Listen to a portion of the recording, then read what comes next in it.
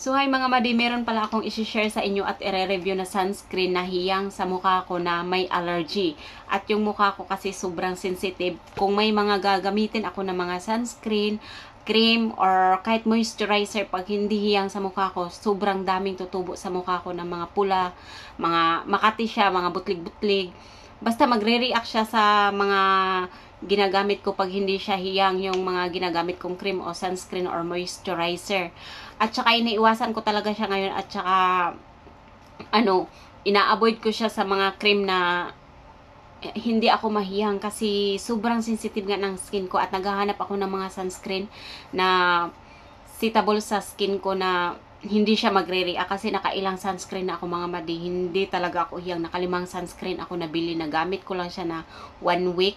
Hindi ko siya may pagpatuloy kasi pag ginagamit ko siya, merong tutubo ng mga pula or di kaya mga ngati yung dito ko, dito sa eyelid at mamumula dito at saka dito yung mata ko. Mangangati siya at parang namamaga. Kaya pag ganun yung nararamdaman ko sa unang araw ng paggamit ko, stop ko na siya kasi hindi ako hiyang niyan. At meron din akong binili na naman. Medyo may mga mahal talaga din ang sunscreen pag yung mga binibili lalo sa mall mo mabibili at saka yung mga bagong labas na sunscreen, mga mahal talaga siya lalo na medyo malaki-laki. Sayang lang talaga siya kasi hindi ko siya mai-continue. Buti na lang nagbabalibol ako at naglalaro lagi sa mga activities, nagagamit ko siya pang nilolotion ko na lang siya, hindi ko siya nilalagay sa mukha kasi nga mag-trigger yung allergy ko, dadami siya at saka parang mga pimple siya na magkakala talaga siya sa mukha ko.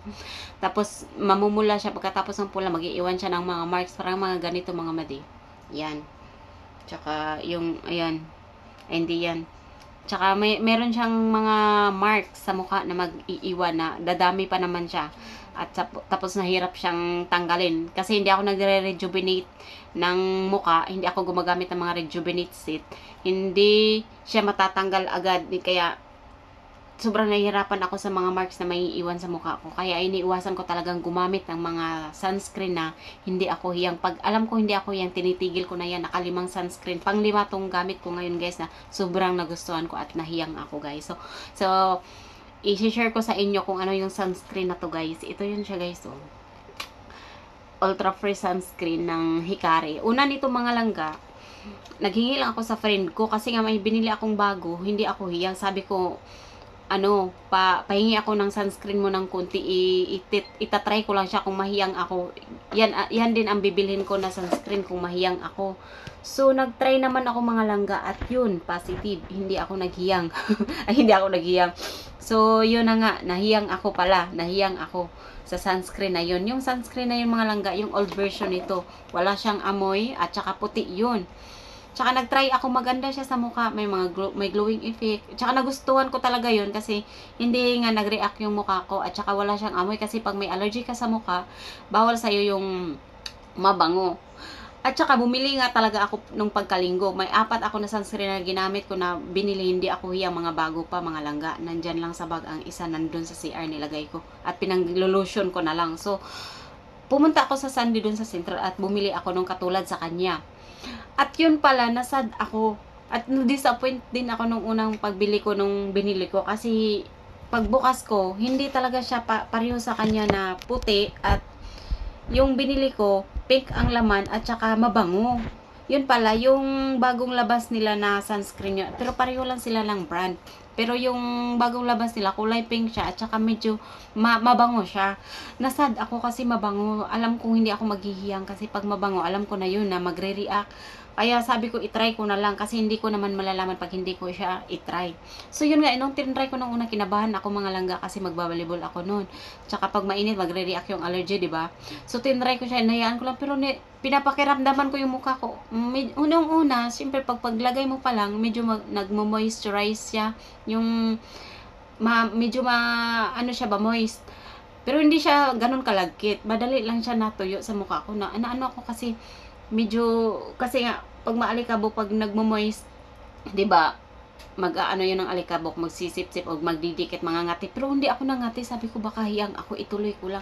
So naglalagay ako, thanks God hindi ako nangati at hindi rin nangati yung dito ko kasi una yung mag-react ako yung dito at saka yung dito mga langga ito. Kakagaling lang nito nagumamit ako nung isang binili ko na sunscreen, hindi ako hiyang. Nangitim yan dito mga langga. Una namula, pagkatapos nangitim siya, yun, nag-react siya kasi allergy nga. Tapos ito, tapos dumami din siya dito, tinigil ko siya agad. Tapos yun na nga, mga langga, nagbili na ako ng sunscreen na to mga langga. Ito yung pangalan niya na, diba? Ultra Fresh sunscreen ng Hikari Skin. Tapos, pagbukas ko, nasad ako kasi pink. Pink, mga langga. Ang laman nito is pink. Ayan siya, diba? Pink. Oh. Yan, pinkish siya. Tsaka yung sa friend ko kasi, white siya. Sabi ko, baka hindi ako hiyang nito. Naglagay na ako sa pali kasi maglalagay ako didemo ko, char. Ipapakita ko mga langga ba. Ayan siya, oh. Kulay pink. Tapos, nilalagyan ko lang siya ng ganito ng Fluosinonide kasi may allergy nga ako. Inahalo ko siya. Ito, konti na nga lang.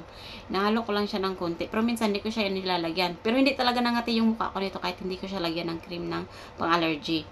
Pag gabi naglalagay ako, ginagawa ko na lang siya moisturizer. Maganda siya ilagay sa mukha, mga mati. Tapos, ang ginagawa ko mga madi, ganyan ko siya MMX.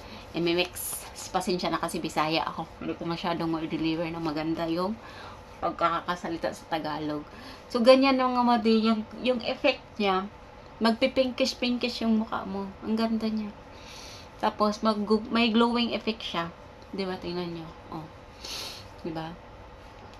Obserbahan nyo na lang yung hindi pa ako naglagay at saka yung ngayon naglagay ako. Yan. Ang ganda-ganda niya ilagay sa mukha at saka maganda siya sa mukha, nakakakinis siya. Tsaka para kang naglagay ng blush on, chart. Gustuhan ko talaga siya. Maganda yung amoy niya, mabango yung amoy niya, hindi masakit sa ilong. Parang basta maganda yung amoy niya. Hindi siya nakakasawa amuyin. Yan nga madi, oh, tingnan niyo. Sinisipon ako. Yan. Hindi ko siya, tinitipid ko siya kasi baka umaya maubos. Gustong-gusto ko siya gamitin. Yan, tingnan nyo mga madi, oh. Hindi ako tinubuan ng tagyawat or mga butlig-butlig or patches simula nung ginamit ko itong mga madi. Wala. Pumuti yung mukha ko. Tsaka maganda yung effect niya, tsaka nag-glow yung skin mo. Diba? Mabilis siya i-blend.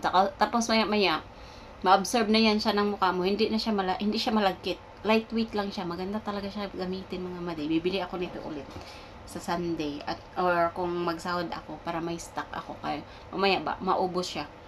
Tapos nahiyang pa naman ako nito. Ang ganda niya gamitin as in. Hindi ako tinubuan ng mga butlig.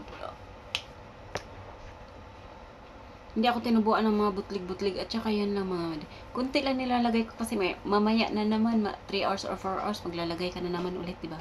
Baka mamaya maubos agad. Gusto ko talaga siya. Hindi rin siya mapdi sa mukha. As in, ang ganda niya gamitin. Nakakaputi. Para na din siyang moisturizer.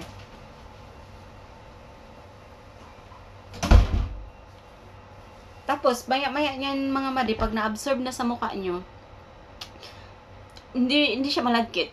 Hindi siya malagkit. Alam nyo, iniwasan ko talaga yung mga sunscreen na hindi ko hiyang kasi tinatry ko naman talaga siya na mayang baka kasi mayroong sunscreen nga baka sa una lang siya magre-react tapos pag nasanay na yung mukha mo, hindi na siya magre-react, di ba? Pero hindi talaga dumadami yung mga tumutubo sa mukha ko Yan, ito madami siya mga sa mukha ko, mga marks. Pero pumuti yung mukha ko dito. Pumuti yung mukha ko dito at saka maganda yung skin mo. Tsaka nagustuhan ko talaga siya kasi bukod sa mabango siya, hindi siya nagre-react sa skin mo, lalo na't may allergy ka. Tsaka ako talaga sobrang sensitive ko sa skin at very sensitive ko sa skin sa mga nilalagay. Ang hiyang lang sa mukha ko ay yung ito, Fluosinonide. Tsaka yung mga walang amoy, ito mabango pero nagtaka nga ako, wala. Maganda siya sa skin, hindi nag-react yung allergy ko kahit na mabango siya. Tsaka hindi siya malagkit, maganda siya sa mukha. Maganda siya sa mukha ilagay. Yung feeling mo, hindi siya sticky. Hindi siya ganun. Lightweight lang siya at saka maganda. Mabilis siya i-blend. At saka hindi siya sticky o hindi siya malagkit. Maganda siya sa mukha mga madi. Tsaka sa may mga allergy dyan, nire-recommend ko sa inyo to na ito, maganda gamitin to sa inyo. Kasi ako sobrang sensitive talaga ng skin ko pero nag-fit siya sa kanya.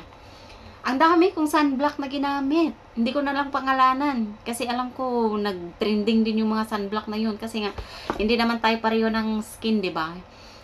Yung skin ko kasi sobrang ano siya, masilan. Tsaka sa iba, yung ginamit ko ng mga sunblock, hiyang sa iba, sa akin hindi. Pero ito, hiyang talaga siya sa akin, kaya sobrang love ko to. Gustong gusto ko siya gamitin tuwing pagkatapos maligo, mamaya bago ako magluto, bago matulog, naglalagay ako nito mga buddy. Pero hindi ko masyadong dinadamihan kasi baka mamaya maubos. Tinitipid ko siya. Pero syempre, paglalabas, medyo damihan din natin. O, ginagawa ko lang siya moisturizer at saka parang cream ko na din siya. Maganda siya sa mukha. Maganda siya. Hindi lang siya masyadong halata yung ano ko sa mukha. Pero as in ha, nakakatulong siya sa mukha ko ha.